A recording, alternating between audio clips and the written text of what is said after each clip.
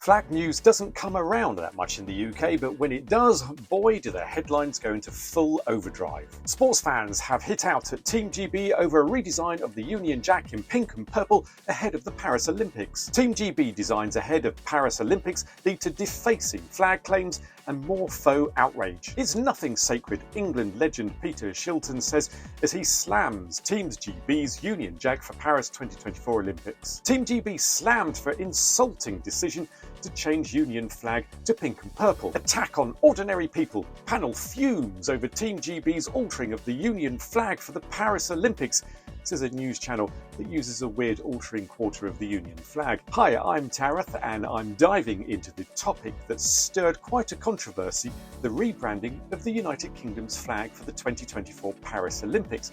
But it's not just sports fans that have hit back about Team GB's new outfits, politicians have waded in too. But what is all the hype about? Well, it's this redesign by Bath, England design agency THISAWAY, who stated that they wanted to find a way to refresh the colour palette, and boy did they. They said in a statement that while the colours were synonymous with Great Britain, red, white and blue are far from unique. And they're correct. Take Norway, the USA, Chile, Thailand, Jamaica, okay, not Jamaica, even the Olympic host France all carry the same colour scheme. However, the change has been met with furious backlash after a similar row broke out over England's new kit for the Euros 2024. In that design, Nike, the company behind the official shirt, revealed it had altered St George's Cross using purple and blue horizontal stripes in a way that it called playful update to the shirt. Team GB redesign was aimed to appeal to a new generation of sports fans, designers said. But people feel that the changes and the rebrands of these flags are tampering with sacred symbols, something that should never be changed. That it's disrespectful to tamper with such iconic designs. Even the Prime Minister of the UK said that these things shouldn't be messed with and that flags are a source of pride, identity, and they are perfect as they are. I'm paraphrasing, of course, because Rishi Sunak thinks that the redesigns are. Were we not supposed to quote that last bit? Oh, never mind. THISAWAY went on to state in its defence that they needed to find a way of refreshing Team GB's colour palette in a way that is both flexible and ownable, whatever that means.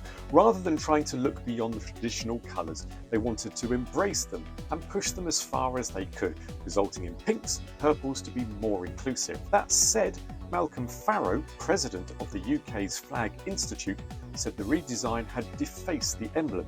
He went on to say, "I don't approve of our national symbol of unity being defaced. People have every right to be upset with Team GB. Changing it is bordering on insult." Mr. Farrow concluded with, "Designs to commemorate special events like previous Olympics have put an approved badge in the centre and kept the flag the same.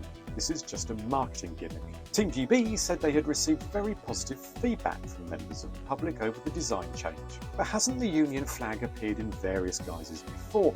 What about when London was the host of the Olympics in 2012, when Team GB wore various shades of blue, part of showing the Union flag, or the lion's mane in a red, white and blue colours? There didn't appear to be such a backlash then. Anyway, fret not people, because officials at Team GB have stated that for 2024 the Union flag will be featured proudly on the team kit, so you can see if that's an afterthought or not. In the end, the rebranding of the UK flag has sparked an important conversation. It's a reminder that while change can be necessary, it should always be approached with care and respect for the symbols that unite a nation.